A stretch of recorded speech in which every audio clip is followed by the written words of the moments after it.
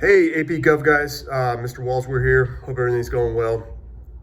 Uh, let's talk a bit about the Supreme Court. We're moving into the a court that was created by the third article of the Constitution, and as you guys are probably pretty well aware, the Supreme Court is sort of the buck stops here in terms of anything that the legislative and executive branch tries to do. You have Supreme Court justices that will convene and rule as needed. Now, you have to understand that thanks to the Judiciary Act of 1789, there are like 90. We created like 94 district courts that would hear most of the quote-unquote original trials. So you have to understand that typically a case doesn't go right to the Supreme Court. The Supreme Court is there as sort of the buck stops here mechanism. So let's take a look at like the term jurisdiction. If we say jurisdiction, what we're talking about is typically who decides in a given area, a given region, all those geography terms, where place, city, county. So each of those, think about it the way you look at like the police. You've got your city of Denver police, you've got your county police, and then you have like your state troopers. So this is a similar system to the court system. Jurisdiction and original jurisdiction, which is an important term. Original jurisdiction typically sits within the town or community that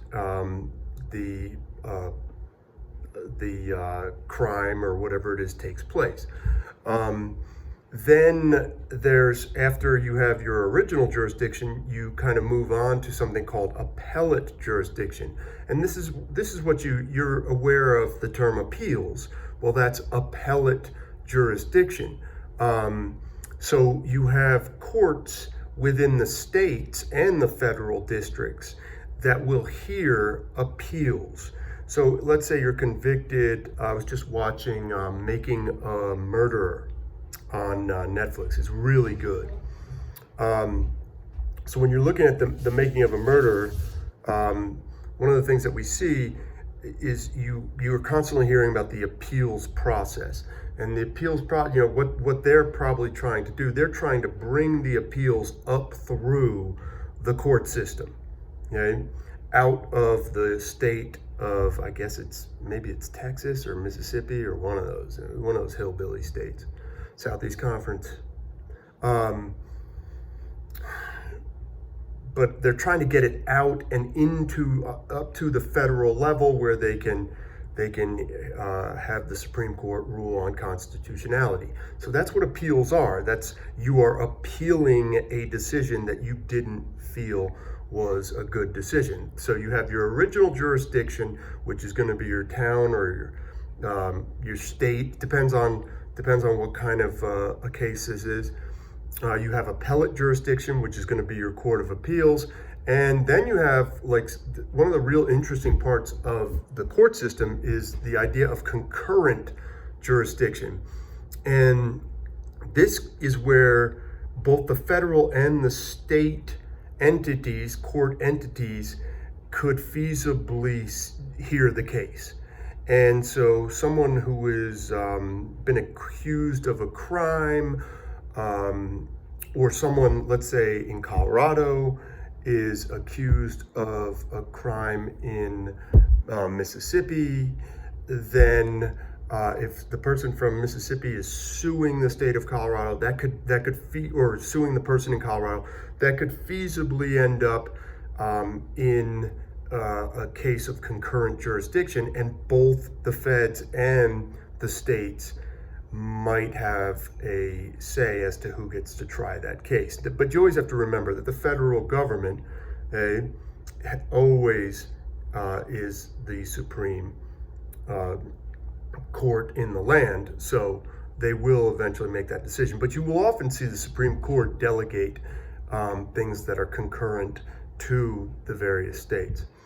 So, as I mentioned, there are 94 federal districts. These were created by the Judiciary Act of 1789 to make it so that individuals who believed they had a case that was constitutional could have their case heard. So that's why we have this crazy number of district courts. They will decide civil and criminal cases that arise under the banner of constitutional law. Appeals are really interesting because you can have an appeal that comes from a state Supreme Court that goes to a federal Supreme Court. That happens a considerable amount. So the process of trying someone, and you're all aware of habeas corpus, and the process of trying someone is a complex process. And people sometimes screw up in this process. If you watch that Making of a Murderer documentary, there's a million questions that you're like, ooh, that really looks kind of shady on the part of law enforcement. And so, but still, judges on a district level can elect to proceed to continue with the case, even if something kind of really kooky comes up.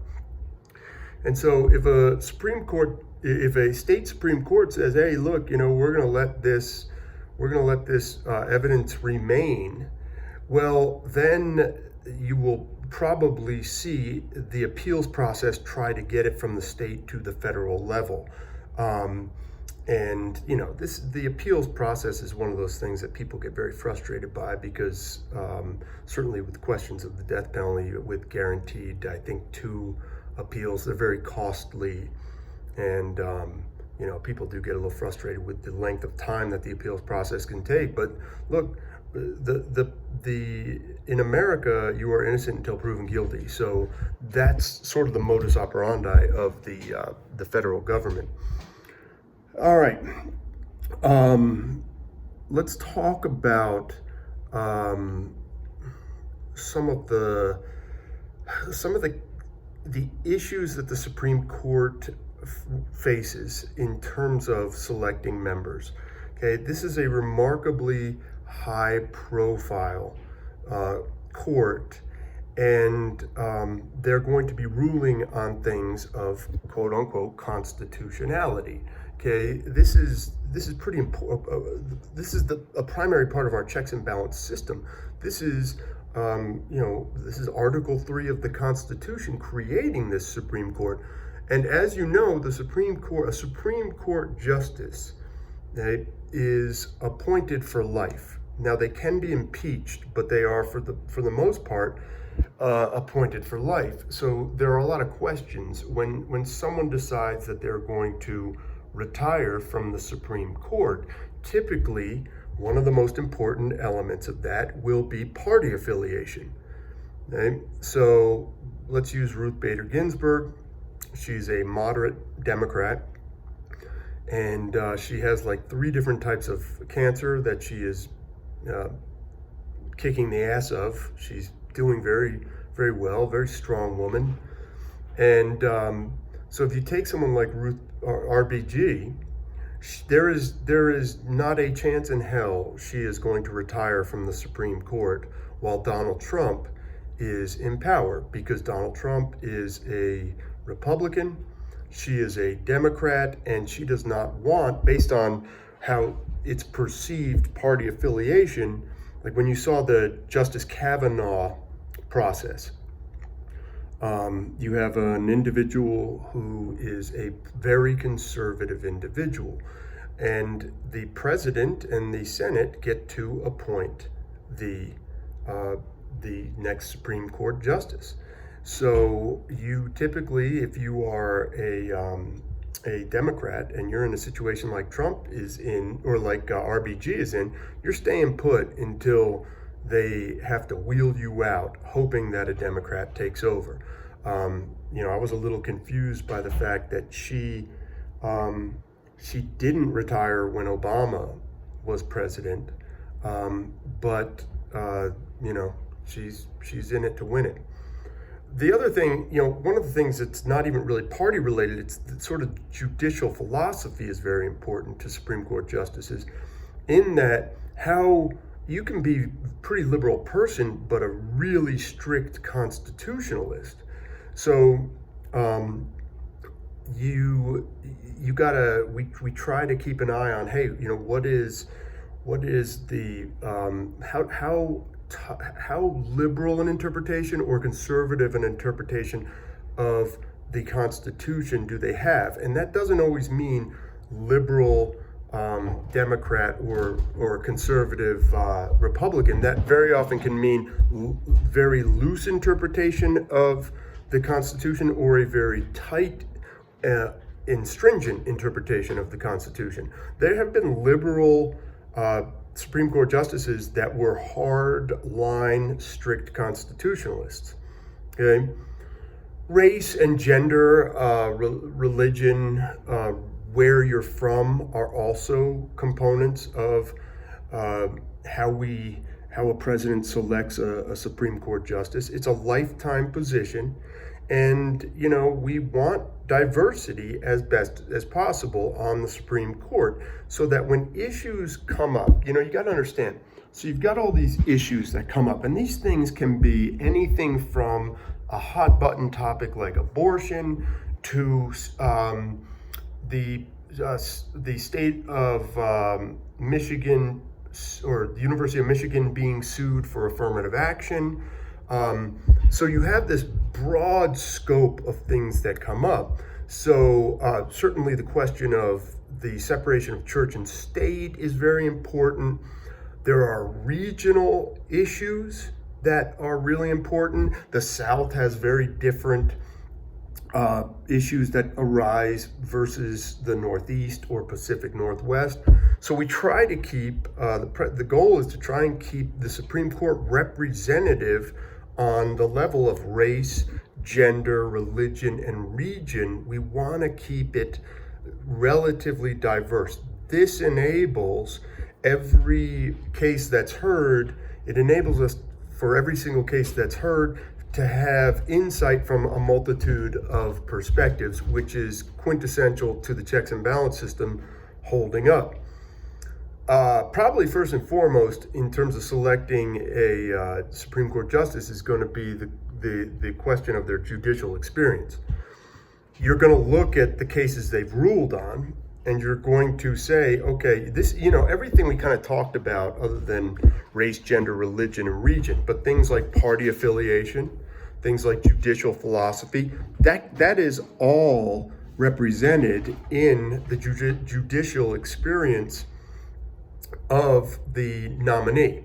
So you're able to go back and you're able to look at how that potential Supreme Court justice has voted over the course of their lifetime. Okay? And make no mistake about it, these individuals have been lawyers since they were 12 years old, and they've been judges for probably 15 years before they're brought up at minimum, before they're brought up for Supreme Court. So you're going to know how they interpret the Constitution. You're going to know, are they liberal or conservative? You're probably going to know what race they are too. I know that's surprising. Anyway, you're going to, what else are we going to look for? There's one more thing. Controversy.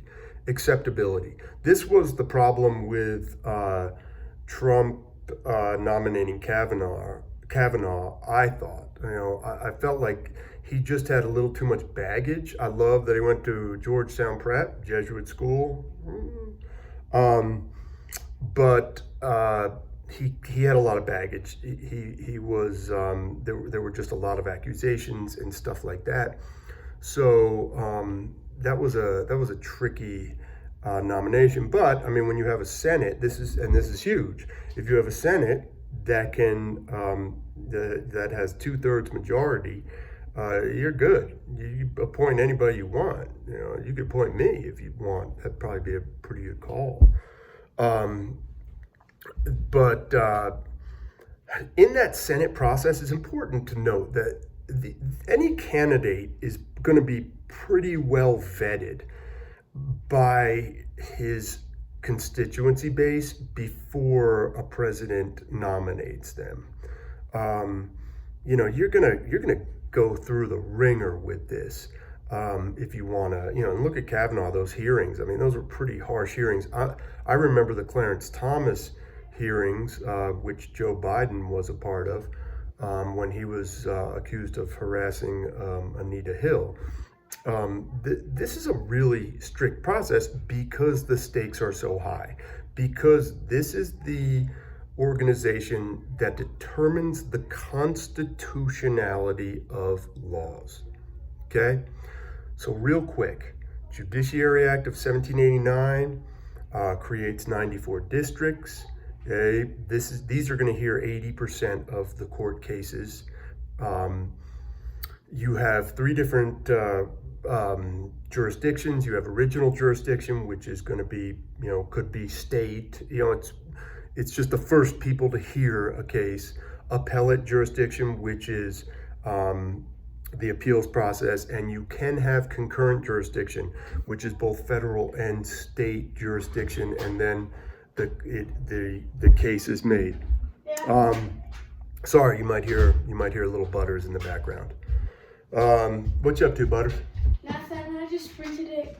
Say hi, Butters. Hey. Hey. Just doing we're doing our part, kind of staying inside.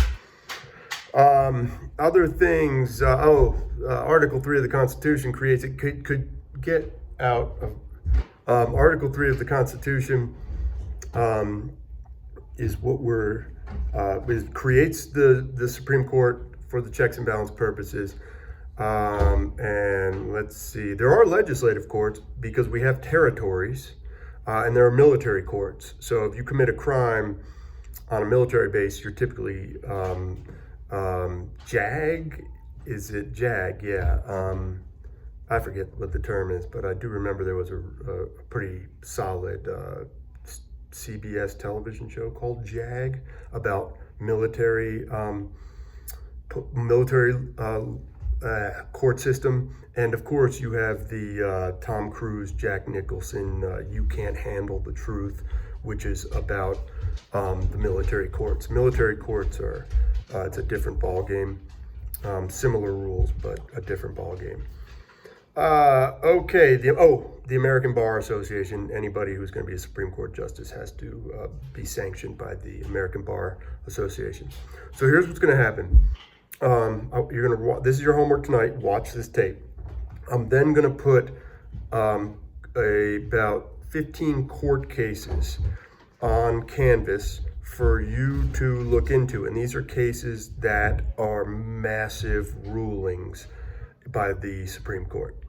And you're going to research each of those cases, and you're going to write down everything that they did and what was so important about them, because so much of court and the judicial process is about precedents, creating a precedent. So I'm going to give you some cases that are precedent creating cases. Okay? And you go and research them, and then you take a photograph of the work you did, or you upload it to me, and you will get 30 points for it. Okay? I miss you guys. Stay safe. Praying for all of you. We'll see you in a day or probably 2 days. We'll talk a little more about the justice system.